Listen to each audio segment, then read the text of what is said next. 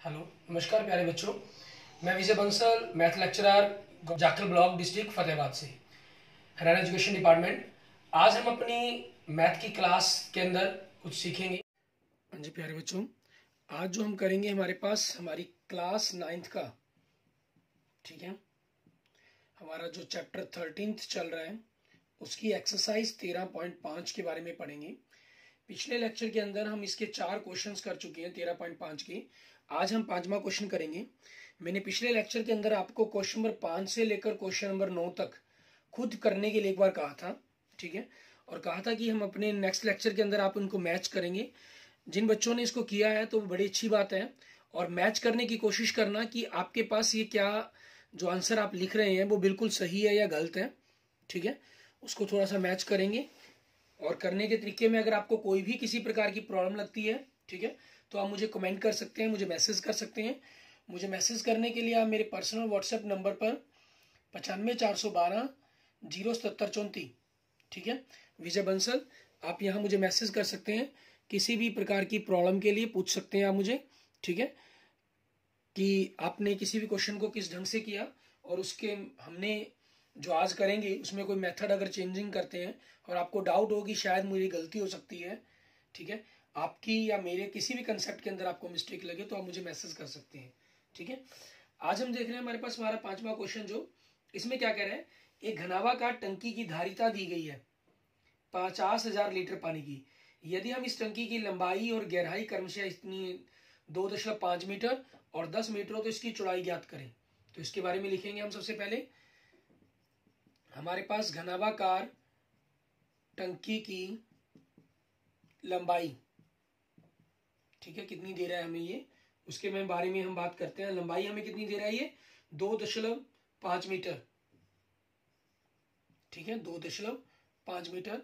और घनाभाकार टंकी की गहराई, गहराई आपके लिए क्या होती है, एक प्रकार से ऊंचाई की तरह ही होती है, ठीक है, आप इसको ऊंचाई ही मान सकते हैं। h गहराई, जैसे हम देखें, मान लीजिए कोई भी हमारे पास टंकी है, मान लीजिए ये आपके पास टंकी होगी, ऊंचाई का मैटर रहता है जब आप नीचे की तरफ खड़े होकर, ठीक है, मान लीजिए हम यहाँ पर खड़े हैं, इस पोजीशन पर खड़े हैं, और नीचे खड़े होकर हम ऊपर की तरफ देख रहे हैं, तो आपके लिए वो ऊंचाई की बात होगी, ठीक है। उस समय हम ऊंचाई शब्द का प्रयोग करते हैं। और इसी जगह की जगह हम मान लीजिए अगर ऊपर खड़े होते हैं और ऊपर से हम नीचे की तरफ देख रहे हैं, ठीक है, तो नीचे के लिए हमारे पास वो क्या होगी, हमारी गहराई होगी वो, ठीक है, तब वो हमारी गहराई कहलाती है।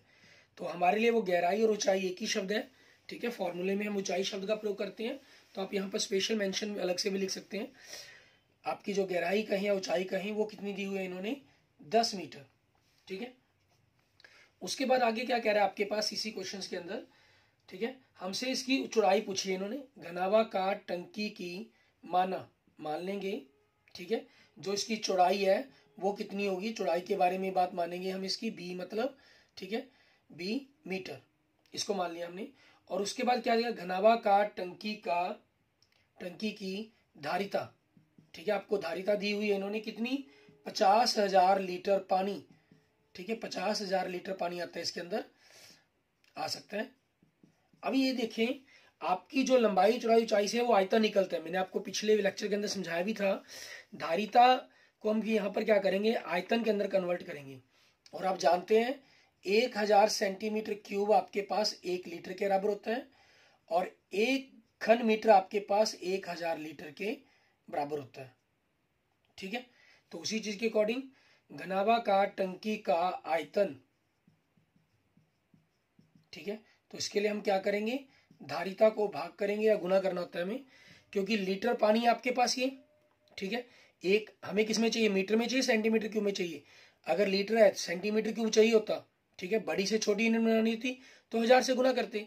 अब मुझे मीटर क्यूब चाहिए, बड़ी से छोटी यूनिट बनानी है मुझे, ठीक है। 1 मीटर क्यूब से आपको 1000 लीटर के अंदर लेके जाना है। 1000 सेंटीमीटर क्यूब लीटर में होता तो लीटर की जगह आपको ये लिखते। अब आपको लीटर में है और मीटर क्यूब के अंदर लेकर आना है, तो 1000 इससे भाग कर ले हम, मीन्स 1 लीटर क्या हो जाएगा आपका, 1 घन मीटर बटा में 1000, ठीक है। तो आपके पास यहाँ हम 1000 से इसको भाग कर देंगे, तो 50,000 बटा में 1000, 3 जीरो कट गया, आपके पास कितना आ गया 50 घन मीटर। ठीक है, और आयतन का फार्मूला क्या होता है, लंबाई गुना चौड़ाई गुना ऊंचाई, 50 घन मीटर। लंबाई आपके पास 2.5 है, दशमलव डालकर 10 लग जाएगा। चौड़ाई आपको पता करनी है, ऊंचाई 10 है, 10 से 10 कट गया आपके पास, तो चौड़ाई मतलब बी कितनी हो जाएगी 50, ये 25 दूसरी हो जाके भाग हो गया, 25 एकम 25, 25 दूनी 50, 2 मीटर। ठीक है, ये हमारे पास हमारे क्वेश्चन का आंसर बन जाएगा। क्लियर, ये हमारे पास हमारे 5वें क्वेश्चन का आंसर हो गया। जो एक घनाभाकार टंकी दी गई थी उसकी चौड़ाई होगी हमारे पास। ठीक है, आगे देखेंगे हमारे पास हमारा नेक्स्ट क्वेश्चन, क्वेश्चन नंबर 6। उसके अंदर हमें क्या कह रहा है ये, उसके बारे में देखेंगे। क्वेश्चन नंबर 6 में कह रहा है एक गांव है जिसकी जनसंख्या, ठीक है, 4000 है। एक गांव दिया गया जिसकी जनसंख्या इन्होंने 4000 दी हुई है, और क्या कह रहे हैं को प्रतिदिन प्रति व्यक्ति 150 लीटर पानी चाहिए। ठीक है, मींस एक आदमी एक दिन के अंदर 150 लीटर पानी खर्च कर देता है। इस गांव में 20 मीटर गुना 15 मीटर गुना 6 मीटर वाली एक पानी की टंकी बनी हुई है, और इस टंकी को पानी वहां कितने दिनों तक चल प्राप्त होगा उसके बारे में आपको बताना है। ठीक है, क्वेश्चन नंबर 6 देखें। तो पहले तो हम पानी ही देखें कितना है हमारे पास। ठीक है, अब आपके पास देखा जाए टंकी की लंबाई, चाहे घनाभाकार शब्द का प्रयोग कर लें, सीधा लिखना सीधा भी लिख सकते हैं। लंबाई कितनी दी है आपको इन्होंने 20 मीटर। टंकी की चौड़ाई कितनी दी हुई है 15 मीटर। टंकी की ऊंचाई h कितनी दे रहे हैं 6 मीटर। टंकी का आयतन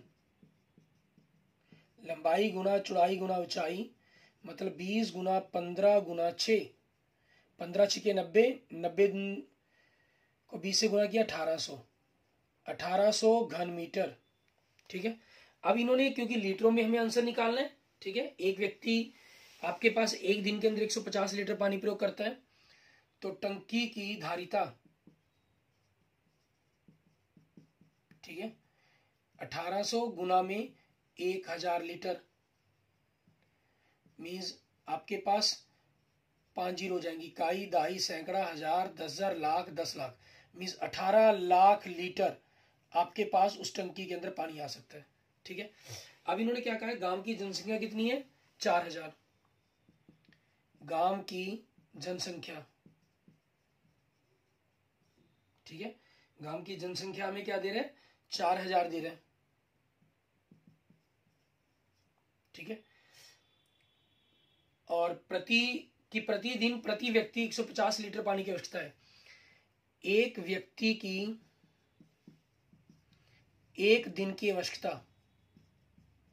कितनी जरूरत पड़ती है उसको, कितनी 150 लीटर। तो 4000 आदमियों को कितनी हो जाएगी, 4000 को हम 150 से गुना कर देंगे, वो 1 लीटर पानी एक दिन के अंदर 4000 आदमियों की जरूरत होगी। ठीक है, अब इन्होंने हमसे पूछा क्या है इस टंकी का पानी वहां कितने दिन के लिए पर्याप्त होगा। ठीक है, दिनों की संख्या पूछी आपसे, दिनों की संख्या, इसके लिए क्या करेंगे टंकी की धारिता मीन्स टंकी के अंदर कितना पानी है बटा में गांव की जनसंख्या कितने लोग हैं गुना में और प्रति व्यक्ति आवश्यकता कितनी आवश्यकता है एक आदमी की। ठीक है, आप पहले गुना करके भी ऐसा भी कर सकते हैं, पहले गुना कर लें। ठीक है, एक गांव की एक दिन की आवश्यकता, आप इसको यूं भी कह सकते हैं गांव की एक दिन की आवश्यकता, तो इन दोनों की गुना करके आपके पास आ जाएगा। ठीक है, इसके लिए अगर आप शब्दों को चेंज करना चाहें तो आप ये भी कह सकते हैं इसके अंदर। ठीक है, गांव की एक दिन की आवश्यकता। ठीक है, ये आपके पास कितना है लिखा हमने, और ये 4000 गुना में 150 हो जाएगा। 3 जीरो कट गई आपके पास, जीरो से जीरो कट गई। अब 15 को अगर हम इसे काटते हैं 15 एकम 15, 15 एकम 15, 3 बचा 12, ठीक है, 15 12 180, और 4 से काटें, 4 एकम 4, 4 तिये 12, तो कितना आ गया 3। तो मतलब कितना दिन आंसर आ जाएगा हमारा 3 दिन। ठीक है, ये हमारे पास हमारे क्वेश्चन का आंसर बन जाएगा। मीन्स अगर टंकी पानी की पूरी भरी हुई है और ये लोग हैं और इतना पानी रोज यूज करे प्रति व्यक्ति, तो वो टोटल पानी आपके पास 3 दिन चलेगा। ठीक है, उसके बाद चौथे दिन के लिए आपको पानी की टंकी को दोबारा भरना होगा या पानी हमें मंगवाना पड़ेगा। क्लियर। इसके बाद देखते हैं हमारे पास हमारा नेक्स्ट क्वेश्चन, क्वेश्चन नंबर 7। उसके अंदर हमें क्या कह रहा है वो देखते हैं। क्वेश्चन नंबर 7 में देखें, आपको कह रहा है कि किसी गोदाम का माप दिया गया 40 मीटर, 25 मीटर, 15 मीटर। इस गोदाम में 1.5 मीटर, 1.25 मीटर और 0.5 मीटर की माप वाली लकड़ी के कितने अधिकतम क्रेट रखे जा सकते हैं उसके बारे में बताना है हमें। ठीक है, हमें गोदाम का माप दे रहा है ये, गोदाम का माप हमारे पास, ठीक है, गोदाम की लंबाई L, क्योंकि आपके पास दो चीजें दी गई है ना, गोदाम और क्रेट, उनकी लंबाई चौड़ाई ऊंचाई दी गई दोनों चीजों की, तो एक को हम बड़े अक्षरों से लिख लेते हैं, दूसरों को हम छोटे अक्षरों से लिख लेंगे। ये कितना है हमारे पास 40 मीटर, गोदाम की चौड़ाई, ठीक है, B, वो आपके पास कितनी है 25 मीटर, और गोदाम की ऊंचाई, ठीक है, H, वो आपको कितनी दी गई है 15 मीटर।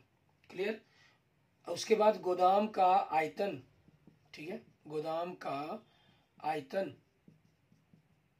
ये देखेंगे आपके पास लंबाई गुना चौड़ाई गुना ऊंचाई, 40 गुना में 25 गुना में 15। हमें इनकी गुना करने की जरूरत नहीं है, क्योंकि आपके पास ये हमें जो क्रेट रखनी है उसके अंदर, ठीक है, जैसे गोदाम है मान लीजिए आपके पास, उसके अंदर इस प्रकार से हमें छोटे छोटे क्रेट्स रखने, तो गिनती बतानी है उनकी कितनी भरेगी वो। ठीक है, तो उसके लिए हमें क्या करना होगा, ठीक है, संख्या ही निकालनी होगी, तो हम बाद में ही गुना, लास्ट में हमें काटना ही होगा, तो इसलिए हम यहाँ पर गुना नहीं करेंगे उसकी। ठीक है, उसके बाद देखते हैं लकड़ी के, ठीक है, लकड़ी के क्रेट की लंबाई, ठीक है, हमें क्या दे रहा है वो देखेंगे, दे रहा है 1.5 मीटर। लकड़ी के क्रेट की चौड़ाई, ठीक है, B, वो कितनी दे रहा है हमें 1.25 मीटर। लकड़ी के क्रेट की ऊंचाई H, वो कितनी दे रहा है हमें 0.5 मीटर। उसका लकड़ी के क्रेट का आयतन, फॉर्मूला लंबाई गुना चौड़ाई गुना ऊंचाई, 15/10 दशमलव हटा दिया हमने, 125/10, सॉरी 100, और 5/10, क्योंकि इसमें दशमलव के बाद एक अंक है, इसमें 2 अंक है, तो 100 लगा दिया हमने। ठीक है, अब आपके पास इनको अगर आप काटना चाहें तो काट भी सकते हैं, कि 100 10 के चक्कर में नहीं काटेंगे तब भी कोई दिक्कत नहीं है। ये आपके पास मीटर क्यूब आ गया और ये भी मीटर क्यूब हो गया आपके पास। ठीक है, अब क्रेट की संख्या, ठीक है, क्रेट की संख्या, इसके लिए क्या करेंगे, गोदाम का आयतन, ठीक है, गोदाम का आयतन बटा में एक क्रेट का आयतन, ये किया जाएगा। गोदाम का आयतन 40 गुना में 25 गुना में 10, सॉरी 15, बटा में 15 गुना 125 गुना में 5, और जो ये बटा में पलट के ऊपर चला जाएगा तो 1 2 3 4, 1 2 3 4 जीरो होगी, तो 4 जीरो हमने लगा देते हैं यहाँ पर इकट्ठी। 15 से 15 कट गया आपके पास, 5 पंजे 25, 25 पंजे 25 एकम 25, 25 पंजे 125। ठीक है, और 5 से अगर इसको काट दें, 5 एकम 5, 8 पंजे 40, 8 पे कट गया। फिर 5 किसको काटे, 5 एकम 5, 5 दूनी 10, 2000। ठीक है, अब 2000 हमारे पास आ गया, और ऊपर नीचे तो कोई बचा नहीं हमारे पास अक्षर, नीचे सारे कट चुके हैं, ऊपर आपके पास 8 और 2000 ही बचे। ठीक है, तो 8 दूनी हमारे पास 16 हो गया। क्लियर, तो 8 दूनी 16 और 3 जीरो मतलब 16,000। ठीक है, तो हमारे पास क्रेट की संख्या कितनी होगी, 16,000 क्रेट। उस गोदाम के अंदर कितने क्रेट रखे जाते हैं, 16,000। क्लियर। उसके बाद देखते हैं हमारे पास हमारा नेक्स्ट क्वेश्चन, क्वेश्चन नंबर 8। इसके अंदर हमें क्या कह रहा है ये, उसके बारे में देखेंगे। क्वेश्चन नंबर 8 के अंदर अगर आप ध्यान दें, हमें कह रहा है 12 सेंटीमीटर भुजा वाले एक ठोस घन को, ठीक है, अभी तक देखिए आपने जितने भी क्वेश्चंस किए वो मोस्टली आपके घनाभ के ऊपर ही क्वेश्चन थे, ठीक है। सिर्फ एक उदाहरण किया था आपने पिछले लेक्चर के अंदर घन के ऊपर, और जो 8वां क्वेश्चन है वो घन पर दे रहा है आपको, ठीक है। कहना 12 सेंटीमीटर भुजा वाले एक ठोस घन को बराबर आयतन वाले 8 घनों में काटा जाता है। नए घन की भुजा क्या होगी, साथ ही इन दोनों घनों के पृष्ठीय क्षेत्रफलों का अनुपात भी ज्ञात कीजिए, ठीक है। आपके पास एक बड़ा घन दिया गया, ठीक है, मीन्स बड़े घन की भुजा, इसको हम बड़ी ए से लिख लेते हैं, 12 सेंटीमीटर, ठीक है, ये दिया गया इन्होंने। और इस ठोस घन को हमने क्या करना है, बराबर आयतन वाले 8 छोटे घनों में काटा गया, ठीक है, 8 छोटे घनों के अंदर काटा। तो बड़े घन का आयतन देखिए पहले, तो बड़े घन का आयतन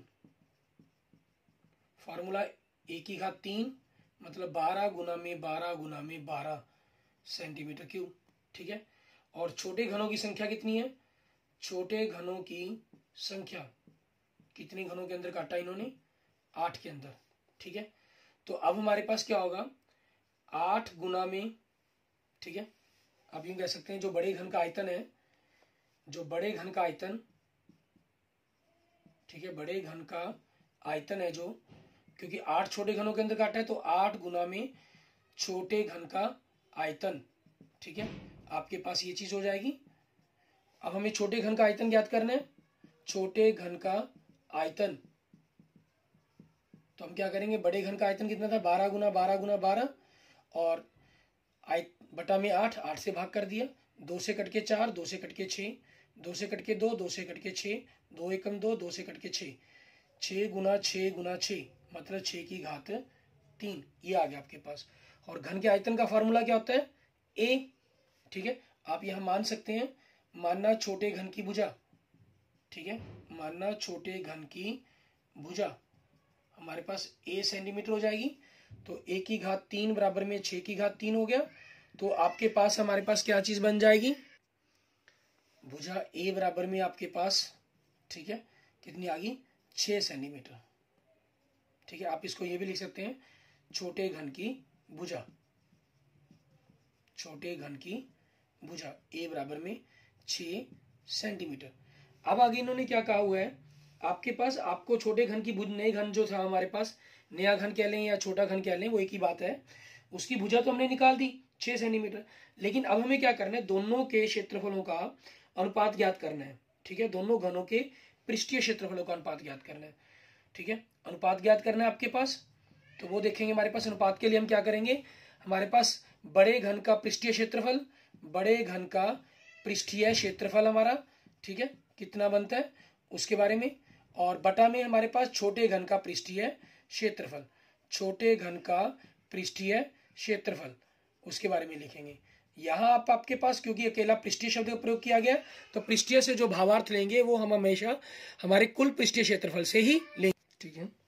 और कुल पृष्ठीय क्षेत्रफल का फार्मूला क्या होता है, 6 गुना में भुजा गुना भुजा, भुजा क्योंकि आपके पास जो पुराना घन है, बड़ा घन है, उसकी भुजा 12 सेंटीमीटर है, और जो छोटा घन है उसकी भुजा आपके पास 6 सेंटीमीटर है। तो 6 गुना 6 गुना 6, 6 आपके पास फार्मूला का 6 गुना भुजा, 6 से 6 कट गया, 6 कम 6, 6 दूनी 12, 6 कम 6, 6 दूनी 12, तो इनकी गुना कर दें, 2 दूनी 4/1, ठीक है। तो हमारे पास हमारा अनुपात क्या आ गया, उनके पृष्ठीय क्षेत्रफलों का 4:1, ठीक है। ये हमारे पास हमारे क्वेश्चन का आंसर बन जाएगा, क्वेश्चन नंबर 8 का। और उसके बाद देखेंगे हमारे पास हमारी एक्सरसाइज 13.5 का हमारा लास्ट क्वेश्चन, ठीक है, क्वेश्चन नंबर 9। उसके अंदर हमें क्या कह रहा है, क्या करना होगा हमें, ठीक है, बड़ा ही इंपॉर्टेंट सा क्वेश्चन है आपका ये। और आगे हमारे पास इस क्वेश्चन की टाइप के अंदर, क्योंकि नहर के ऊपर क्वेश्चन दिया गया आपका, ठीक है, तो जो क्वेश्चन है हमारे पास ये आगे 10वीं क्लास के अंदर भी आपका काफी काम आएगा, ठीक है। तो यहाँ से हमें बेसिक कंसेप्ट को समझना होगा, और आगे 10th क्लास के अंदर इसी कंसेप्ट का हम यूज करेंगे। क्वेश्चन नंबर 9 देखें, इसमें कह रहा है कि 3 मीटर गहरी और 40 मीटर चौड़ी एक नदी है, ठीक है, एक नदी है जिसकी जो चौड़ाई है हमें 40 मीटर दी गई है, और जो गहराई है, ठीक है, जो नदी की गहराई हम कहें वो आपको कितनी दी गई है, 3 मीटर दी गई है। और एक नदी का जो बहाव है, ठीक है, जो नदी का बहाव है वो कितना है आपके पास, 2 किलोमीटर प्रति घंटा, मीन्स 2 किलोमीटर, इसका मतलब क्या हुआ, पानी की एक बूंद अगर आपके पास एक पॉइंट यहाँ पर है तो 1 घंटे के अंदर मतलब 60 मिनट के अंदर वो पानी की बूंद आपके पास यहाँ 2 किलोमीटर का सफर तय कर जाती है। ठीक है, तो अगर हम यूं कहें कि 1 किलोमीटर तक 1 घंटे तक जो पानी का लंबाई बन गई वो भाई, ठीक है, जो आपकी जो स्पीड है वो आपको पानी की एक प्रकार से लंबाई दे रही है कितनी, कि 1 घंटे के अंदर पानी कितना बह जाएगा। ठीक है, वो आपके लिए लंबाई की तरह काम करेगी। क्लियर। अब उसी चीज के अकॉर्डिंग हम देखेंगे यहाँ पर कहना घंटा की चाल से बहकर समुद्र में गिरती है तो 1 मिनट में समुद्र में कितना पानी गिर जाएगा। 1 घंटे के अंदर पानी की बूंद यहाँ से यहाँ आ गई। ठीक है, आपके पास 2 किलोमीटर का सफर तय कर लिया, तो जो इस 1 घंटे का आयतन बनेगा इस पूरे 2 किलोमीटर का लंबाई, अगर हम लंबाई 2 किलोमीटर मान लें, चौड़ाई नदी की जो हमें दी गई है वो 40 मीटर दी गई है और गहराई जो दी गई है वो 3 मीटर दी गई है। तो उसी चीज के अकॉर्डिंग, ठीक है, आप देखेंगे नदी की गहराई, ठीक है, नदी की गहराई मतलब आपके लिए एक प्रकार से ऊंचाई की तरह ही काम करेगी ये। ठीक है, एच वो कितनी दे रहा है हमें 3 मीटर, और नदी की, ठीक है, नदी की चौड़ाई मतलब बी आपको कितनी दे रहा है 40 मीटर दे रहा है। ठीक है, और जो गति है हमारे पास, ठीक है, पानी की गति 2 किलोमीटर प्रति घंटा। ठीक है, मतलब 1 घंटे के अंदर पानी कितना बह जाएगा उसके बारे में हो गया। तो 1 घंटे में पानी का बहाव, ठीक है, कितना होगा 2 किलोमीटर। तो हमारे पास हम पानी का जो बहाव है 1 घंटे के अंदर, तो उसके लिए लंबाई जो हम ले लेंगे हमारी, ठीक है, वो कितनी लेंगे L 2 किलोमीटर, क्योंकि ये मीटर के अंदर है तो इसको मीटर के अंदर बदल लेंगे। 1 किलोमीटर के अंदर 1000 मीटर होते हैं, तो 2 किलोमीटर के अंदर कितने हो जाएंगे हमारे पास 2000 मीटर हो जाएंगे। क्लियर। उसके बाद देखेंगे हम अब 1 घंटे के अंदर ये पानी का बहाव, ठीक है, पानी का बहाव, यहां पर आप यूं कह सकते हैं बहाव शब्द की जगह 1 घंटे में पानी दूरी तय करेगा। शब्दों को थोड़ा सा हम यहाँ चेंज कर देते हैं, 1 घंटे में पानी दूरी तय करेगा। ठीक है, क्योंकि हमारे पास वही लंबाई के रूप में रहेगा, वो कितनी हो जाएगी आपके पास 2 किलोमीटर। ठीक है, अब 1 घंटे में पानी का आयतन क्या बनेगा हमारा, लंबाई गुना चौड़ाई गुना ऊंचाई। लेकिन हमें क्या पता करना है 1 मिनट में समुद्र में कितना पानी गिरेगा। ठीक है, तो 1 मिनट में पानी का आयतन क्या बनेगा हमारे पास हमारा लंबाई गुना चौड़ाई गुना ऊंचाई, क्योंकि 1 घंटे के अंदर 60 मिनट होते हैं तो 60 से हम भाग कर देंगे इसको। ठीक है, और लंबाई आपको कितनी दे रहा है, ये 2000 मीटर दे रहा है, और चौड़ाई कितनी दे रहा है हमें 40 मीटर दे रहा है, और ऊंचाई कितनी दे रहा है 3 मीटर दे रहा है, या गहराई कह लें 60। 0 से 0 कट गया, 3 एकम 3 हमारे पास, 3 दूनी 6, 2 पे कट गया, और 2 से इसको हम काट देंगे 100। ठीक है, 100 को 40 से गुना किया तो 4000 मीटर क्यूब। ठीक है, ये हमारे पास आ गया कि 1 मिनट में जो पानी का आयतन आ गया। अब इन्होंने पूछा क्या था हमसे कि 1 मिनट के अंदर समुद्र में कितना पानी गिरेगा, अर्थात, ठीक है, इसका मतलब क्या हुआ आपके पास 1 मिनट में, ठीक है, 1 मिनट में समुद्र में, ठीक है, 1 मिनट में समुद्र में पानी गिरेगा। ठीक है, पानी गिरेगा कितना आपके पास 4000 घन मीटर। ठीक है, ये हमारे पास हमारे क्वेश्चंस का आंसर बन जाएगा। क्लियर। ठीक है, ओके, इस प्रकार से हमारी एक्सरसाइज कंप्लीट हो जाती है बेटे। और इसके फॉर्मूले के बारे में पूछा था किसी ने कि सर उसको आधार का क्षेत्रफल या परिमाप क्या किया गया, किस प्रकार से ऐसा किस किस आकृतियों में हम कर सकते हैं। ठीक है, मैसेज आया था मेरे पास, उसी के बारे में बताता हूँ। ठीक है, जो भी हमारी प्रिज्म टाइप की आकृतियां होती हैं, ठीक है, हमने जो पढ़नी है हमारे सिलेबस में 2 तरह की आकृतियां हैं, प्रिज्म की तरह और पिरामिड की तरह। ठीक है, हमारे पास जो प्रिज्म टाइप की आकृतियां होती हैं जिनके अंदर हम बात करते हैं घनाभ की, घन की और बेलन की। ठीक है, इन आकृतियों के बारे में बात करते हैं। और पिरामिड के रूप में जो हमारी आकृति है वो हमारे पास है शंकु। घनाभ और घन या बेलन, इनके बारे में जब हम इनका आयतन निकालना है, ठीक है, इनका जो प्रिज्म का या कहें आयतन निकालने का फॉर्मूला क्या होता है, कोई भी प्रिज्म, ठीक है, वो उसका जो आधार चाहे त्रिभुजाकार हो, पंचभुजाकार हो, षटभुजाकार हो, वृत्ताकार हो, कैसा मर्जी हो, कोई प्रॉब्लम नहीं है। आपका सिंपल फॉर्मूला रहता है आधार का परिमाप, ठीक है, गुना में ऊंचाई, आधार का परिमाप गुना में ऊंचाई। जैसे हमने घनाभ की बात की है, घनाभ के आयतन की बात की, ठीक है, तो आधार का परिमाप क्या होगा, क्योंकि लंबाई गुना चौड़ाई, सॉरी परिमाप लिखिए, सॉरी परिमाप नहीं, ये क्षेत्रफल के लिए होता है परिमाप, तो आधार का क्षेत्रफल, ठीक है, लंबाई गुना चौड़ाई, हमारे पास आधार का क्षेत्रफल हो गया, क्योंकि जो घनाभ है उसके अंदर जैसे हमारा कमरा है जहां बैठे हैं उसका जो फर्श है, ठीक है, वो एक आपको आयत की तरह है, और उसका क्षेत्रफल का फार्मूला क्या होता है, आयत के लंबाई गुना चौड़ाई और गुना में ऊंचाई, ये बन जाता है हमारे पास घनाभ के आयतन का फार्मूला। जब हम घन की बात करते हैं, घन आपके पास इसी तरह का कमरे की तरह ही हो गया, लेकिन उसमें लंबाई और चौड़ाई दोनों बराबर हुई, तो ए गुना में ए, ऊंचाई भी आपके पास बराबर होगी, तो ए की घात 3 कह लें या ए गुना ए कह लें। हम बात करें अगर बेलन की बात करें, बेलन में क्या होता है आपके पास, जो उसका वृत्त आधार है हमारे पास, वो आपके पास वृत्ताकार रूप के अंदर होता है, और उसी के रूप के अंदर इसके अंदर हमारे पास हमें इसका आयतन ज्ञात करना होता है, ठीक है ना, उसके बारे में देखेंगे, ठीक है, क्योंकि जो बेलन का आधार है वो आपके पास वृत्ताकार रूप में होता है, और उसका आयतन, ठीक है, वृत्त के आयतन, सॉरी क्षेत्रफल का फार्मूला क्या होता है, पाई आर स्क्वायर, और ऊंचाई के लिए क्या हो जाएगा, एच, ठीक है, तो इसके बाद हमारे पास बेलन के आयतन का फार्मूला क्या बन जाता है, पाई आर स्क्वायर एच, जिसके ऊपर हम 13.6 एक्सरसाइज करेंगे, ठीक है। इस प्रकार से आपने जो हमारा प्रिज्म के रूप में हम इसी प्रकार के स्लिप्स निकालते हैं, पिरामिड के रूप में शंकु आएगा, और जो गोल है उसके कुछ हिस्सों को अगर हम काट दें, ठीक है, तो वो भी एक पिरामिड के रूप में ही बनते हैं। उसके शंकु और पिरामिड के गोले के क्षेत्रफलों के और आयतनों के बारे में हम अपनी अगले नेक्स्ट लेक्चरों के अंदर देखेंगे, ठीक है। आज हमने जो आयतन की बात की है वो प्रिज्म टाइप की फिगर की, आधार का क्षेत्रफल गुना में ऊंचाई, ठीक है, घनाभ के लिए लंबाई गुना चौड़ाई गुना ऊंचाई, घन के लिए घात किनारे की घात 3, बेलन के लिए आधार का जो क्षेत्रफल है पाई आर स्क्वायर, वृत्त के रूप में है, गुना में ऊंचाई एच, तो पाई आर स्क्वायर एच हमारा ये फॉर्मूला बन जाएगा इसका, ठीक है। Okay, thank you friends, thank you students. अगर आपको मेरी वीडियो अच्छी लगे तो इसको लाइक करें, अपने दोस्तों मित्रों के साथ इसको जरूर शेयर करें, और किसी भी प्रकार की प्रॉब्लम के लिए आप मुझे कमेंट करें, ठीक है। Okay, thank you students.